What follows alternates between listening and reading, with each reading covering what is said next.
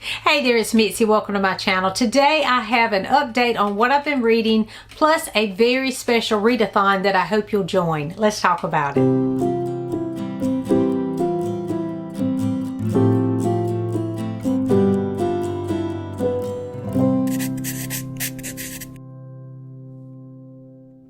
So I have all kinds of things to talk to you about, and I'm going to try to keep focused because right this minute they're all running through my head at the same time. So I'm going to try to focus. Okay, the first thing is, well, let's talk about updates first. Okay, last week I read 4 books. I was proud to get 4 books read because I was thinking I was going to have extra time to read, and I did, but there were a couple of days that, you know, things changed and I didn't get to read as much as I wanted to. However, I still did get these 4 in, so I want to talk about each one of those. I participated in a readathon that I never participated in. It may have been the first year they've done this one, I'm not sure, but it was the first I had known of it, and it was a Murder, She Wrote readathon. It was so much fun. I loved it so much. It was based on the television show, the Murder, She Wrote television show that starred Angela Lansbury. And there was a whole bingo board, but I didn't even attempt to do any of that because I was just wanting to read one of the books. I remember Becca from Hicks Picks Books. Unfortunately, I don't even think she has her channel anymore, but she does have a Facebook page. But she talked about on her channel the Murder, She Wrote books that she enjoyed them. And I had never even thought about reading the book tie-ins. So that kind of piqued my interest when she said that. But then when this showed, and I haven't done anything with that, but then when this showed up as a readathon, I was like, I'm going to take full advantage of that and try one out because I have been curious since I heard Becca talk about it. However, I'm not usually one for it to be, okay, there was a TV series and then there's a book tie-in kind of thing. I usually like it the other way around. So I wasn't sure if I would like it. But I remember when I was a kid, Mama would watch that little show and I'd watch it with her. We enjoyed little mysteries and things on television. And we loved her show, Angela Lansbury, on Murder, She Wrote. So we really enjoyed that. And it was a long-running television series. And so I've watched, not all of them, but several of those. And I can't remember, you know, which ones I've watched or even the plot of any of them. I just remember enjoying watching that with Mama. So I thought, yes, I'm going to participate in it. Well, I wasn't sure because I'm not that familiar and can't remember even the plots to any of those shows, the episodes. I wasn't sure how this worked. And so I went online to my library and I checked out one. They had some. Well, I didn't see where it was like the first one or anything. I couldn't find like the first that would go with the TV episodes. I hope I'm making sense. So what I did was I just saw one of the titles sounded interesting to me because it was called Slaying in Savannah. But I think this is like number 35 or something. It's in the 30s. So it was at the beginning. But I thought I'm going to try that one because it's set in Savannah and I don't live too far from Savannah. I have vacationed in Savannah. I know Savannah pretty well, you know. And so I know the things that the major places and things to see in Savannah, Georgia. That's where that is. And I'm in South Carolina if you've never watched my channel. So this is not very far from my home. And I thought that would be a fun one. Well, let me tell you, it was wonderful. I loved this book. And I was so surprised at how much I did love it because, again, I'm not usually into the whole tie-in. Now, I don't think there's an episode of this. If there is, let me know because I looked up Slaying in Savannah television episode and could not find anything. So I'm not sure if maybe there are more books that was written after the television show or something. Let me know in the comments if you know a lot about Murder, She Wrote. And if there is an episode, I do want to watch it, but it could be, you know, called something else. This was, again, so much fun. If you do like Murder, She Wrote, it was definitely the her character in this book. Okay, so in this one, A Slaying in Savannah, what happens is Jessica receives this call that one of her friends has passed away in Savannah, and she is to inherit like $1 million, but she doesn't get the money. She is to take the money and give it to this literacy program. But in order to get the money, there is a stipulation that she has to solve this crime, this murder that happened like 30-something years before. So she goes to Savannah, and of course she starts investigating, and things go on from there. I loved everything about this book. I loved the quirky characters because it's definitely, you know, in the South, in Savannah. The foods they're eating are, you know, they talk about she crab soup. Well, South Carolina is known for she crab soup, but they're eating it here in Savannah, of course, because they're on the coast, you know, in the low country.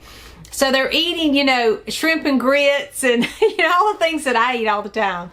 And the places they go, they talk about SCAD, which is this art college down in Savannah, and I know that well too.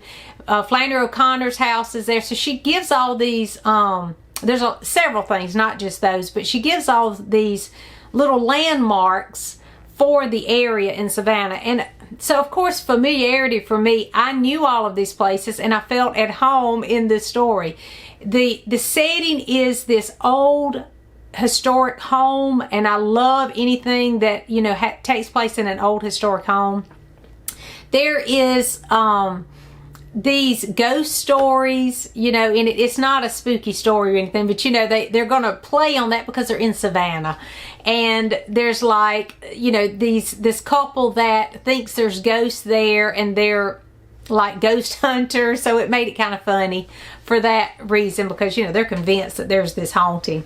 So Jessica's not convinced, but they are. And so, of course, she looks at it from, you know, a different eye than they look at it. And, you know, it's kind of like a Scooby-Doo episode, if you want to know the truth about it. But anyway, I loved everything about that. I loved again, the setting. The characters were great. All the little, you know, sayings and things that we say in the South, there's a lot of that in there. So again, I just felt right at home reading this book, and I thought it was so much fun that it was set in Savannah. So if you like kind of Southern humor, you probably would, and mystery, of course, you probably would enjoy this particular one. So this was the first one I had ever read of the Murder, She Wrote, and it will not be the last one. Now I am very interested. Not only did I enjoy it because of the setting and, you know, being familiar with Savannah, but also it was just a great story. It was a great premise. The way she interacted with the characters, getting to know the characters. It reminds me a lot of Miss Marple. If you're a Miss Marple fan, it's that kind of story. And so I really want to read more. I did find a couple of, hold on, let me get those because I don't know where I put them. Hold on just a second. Okay, so I went to Second and Charles, which is a big secondhand bookstore here in our area. And I was in the middle of reading Slaying in Savannah, so I looked for more Murder, She Wrote things. And I found a DVD collection, super cheap, of the first season. So I want to go back and read these and watch. And I'm not sure if they have books for all of these. I did find this one, The Murder of Sherlock Holmes, and I'm thinking this is the first one on this DVD collection. I think it is. I'm not sure. So anyway, I'm going to read this because I do think there's a TV episode of this one. Let me know, because I'm totally confused about this whole process. But anyway, I'm going to read this one, and I'm going to see if there is a episode in this first season. If not, I'm just going to watch it because why not? It'll take me down memory lane when, you know, Mom and me, we would get in there and watch Murder, She Wrote. So I think it'd be fun just to do that. We were supposed to watch, I think, a TV episode for the bingo board. But again, I didn't follow the prompts. And so I'm just going to do that this week. So anyway, it was great, and I do plan on reading more Murder, She Wrote. I'm just so surprised at how much I loved that first book in the series that I'd read. So let me know if you've read any, and if you have a favorite. Try to explain to me about the episodes and all of that with these seasons too. If you know if maybe they wrote other books that aren't part of the TV show. Let me know that too. So anyway, that was great. Thank you to the host for the Murder, She Wrote Readathon. It was something I was not planning on doing, but it was a happy surprise. I enjoyed that. So that was the first thing that I finished. And this also gave me bingo on the summer book bingo, because I needed a mystery to read, which I read mysteries all the time, but I used it for that. So it gave me my first bingo on the summer book bingo. And if I remember, I'll put up a copy of my bingo board and my progress right now. So that was a fun one. The next one I read, I actually finished this right like Sunday, I think, of last week. And that is Animal Farm. I told you I was reading this after my son and I read 1984 by George Orwell. My son wanted to read this one. Now, I've read this one a couple of times before, but he wanted to buddy read it, and I love this book, so I happened to say, sure, we'll read it. It wasn't very long. We took our time going through this chapter by chapter. I think there's like 10 chapters in it maybe, so we, went chapter by chapter, and each day slowly read it and then talked about it, and that was a great discussion. If you're not familiar with Animal Farm, it is a modern classic. I'm sure you've heard of it, but the premise of this one is there is a farmer and his animals end up taking over the farm and getting rid of the farmer and taking over the farm. But then after they take over, at the beginning, they are, all animals are equal, but then as power struggles start taking place within the farm animals, things change rapidly. I mean, quickly it goes downhill from there. But I think it's a great look at how, government works and how power can play into things and how it can really just disrupt everything and destroy what you were setting out to do in the first place. So I do enjoy this book, and again, I've read it several times. I may do a review on this later, so I'm not going to talk too much about it. I'm not sure yet. I'm trying to do like specific videos on certain books, like classics and things, so I probably will do a video on that one. But my son enjoyed it more than he enjoyed 1984, and so did I. So that was one we read. The next one I read is another classic. This is a Victorian classic, and it's Thomas Hardy's Under the Greenwood Tree. I just posted my thoughts on Far From the Madding Crowd, and so after I finished Far From the Madding Crowd, I loved it so much that I immediately picked this up and started reading it. I was not planning on reading this, and it starts at Christmas. And so I was not even planning on reading. I don't normally read Christmas books but at Christmas time. And I didn't realize it started, Christmas Eve. But that was okay. I did enjoy this. I'm not going to talk about this one, though, because I am going to designate a whole video just on my thoughts on Under the Greenwood Tree. Because, again, I'm trying to focus some videos just on specific books that I read that are classics. And especially since I love Victorian classics, I'm going to try from now on, when I read one, to do a full video on my thoughts on it. So that will be coming. Be looking for that. But I did read that one. I know that there is a movie adaptation of that, so I do want to watch the movie now that I've read it. And this one is more lighthearted, a lot more lighthearted than anything else that I've read so far of Thomas Hardy.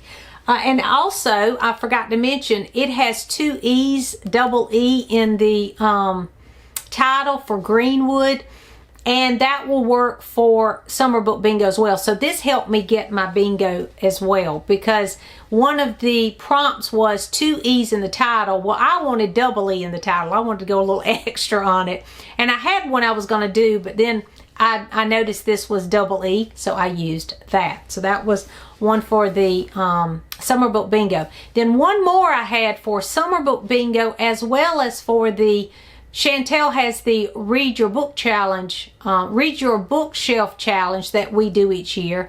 And for the month of June, it was to read a book that was half the letters of the title of the book you read in May. I hope that makes sense. So for me, this one, Kidnapped, had 9 letters. I think the one I read last month had 18 letters, I think was what it was 17 letters. So I was like, well, 8 or 9 will work, and because it would have been 8.5. So I decided to use Kidnapped for that one. Now I have read some, oh, and this is Victorian Classic too, so I probably should do a whole video on this. Maybe I'll do that too because I forgot. But this one was not my favorite. I really loved Treasure Island by Robert Louis Stevenson. Dr. Jekyll and Mr. Hyde is one of my favorites that he wrote. And then I read this one, and I think I had high expectations because I loved Treasure Island so much. The problem I had with this story, though, is there's a lot of history involved in this one, and I just don't know that much about the Jacobites and all that history. So it was really, that was a main theme in the story, was this whole conflict, and like one person from each side is what I'm assuming what was going on with that. So I think that half of this book went over my head, to be honest, because I don't understand all the Jacobite stuff. The things I did understand was filled with dialect. So I ended up picking this up and trying to read it, but the dialect was so strong, I ended up getting an audiobook so that I could understand what they were saying, because I did not, reading it, I couldn't understand. But when you hear it, you know, you understand what they're saying. So I had to listen to the rest of it. It's not that long. It is high adventures on the sea. There's a shipwreck. There is a kidnapping. But it just wasn't my favorite. And I'm not saying it's not a great book. It just, I struggled with it because of the dialect as well as all that historical things. I don't think I was catching all that they were talking about with those parts. The main premise of the story I enjoyed, but I gave this 3 stars because it just wasn't, to me, as great as Treasure Island or Dr. Jekyll and Mr. Hyde. And I don't think that a middle grader today, this is supposed to be a children's classic, I don't think a middle grader today would get it either. So anyway, I did read that one, and I might go back and do a review of that one, a more in-depth review of that one as well. Okay, so those things were what I read this past week, and then I learned when I got up the next morning that Janelle from Too Fond of Books had passed away.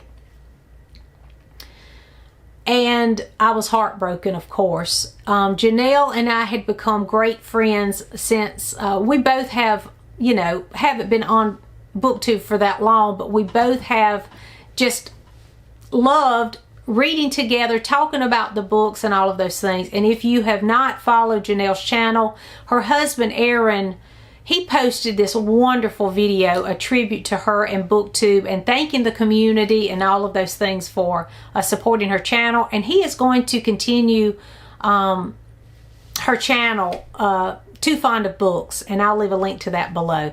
But she had been struggling. She had had a battle with cancer, and then she'd went in remission, and we were all, you know, cheering for her. But unfortunately, just recently, the cancer had come back, and she had complications from that. So she passed away last week, and we are all heartbroken in the BookTube community because she was just a light for us. She was so encouraging. She was funny. She would just make me laugh.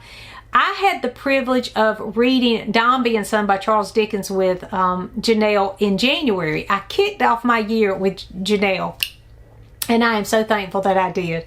And after, you know, listening to Aaron, you know, explaining everything to us on her channel, I went over, and thankfully I still had on my Voxer our little conversation. And so I found her, and just hearing her, you know, just the excitement when she would come on and just, oh, you know, I'm so excited to talk to you about this. And when we would talk about the book, it would be, yes, I see what you're talking about, and look at this. And she made me look at that book in a way I would have never looked at that book before.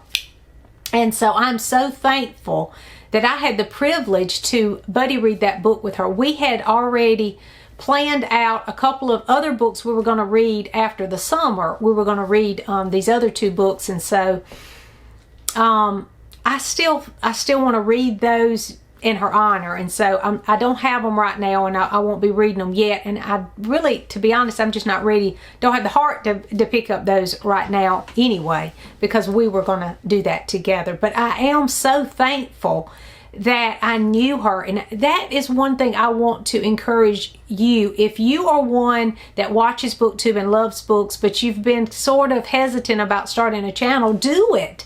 Do it, because now we have those videos of Janelle, and people all over the world can still watch her videos, get to know her, hear her recommendations.